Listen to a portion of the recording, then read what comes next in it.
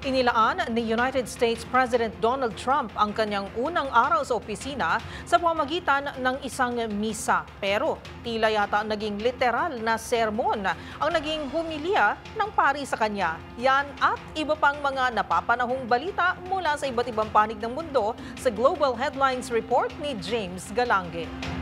Name of our God, I ask you to have mercy upon the people in our country who are scared now. Ito ay matapos ang mga naunang posisyon ni Trump hinggil sa gender rights at binabalak na mass deportation sa kanilang bansa.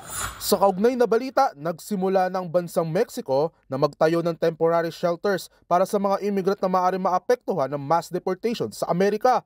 Tinatayang libo-libong katao ang maaaring makinabang sa naturang shelter.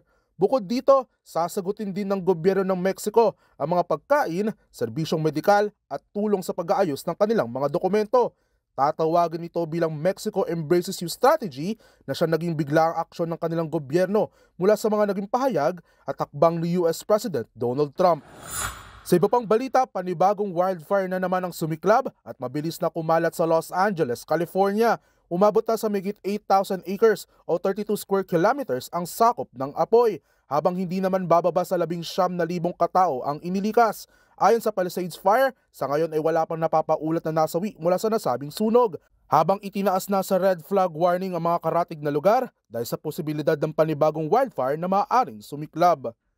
At iyan naman nakalap nating balita mula sa iba't ibang panig ng mundo. Para sa MBC TV Network News, ito si James Galange ng DZRH TV, una sa Pilipinas, una sa Pilipino.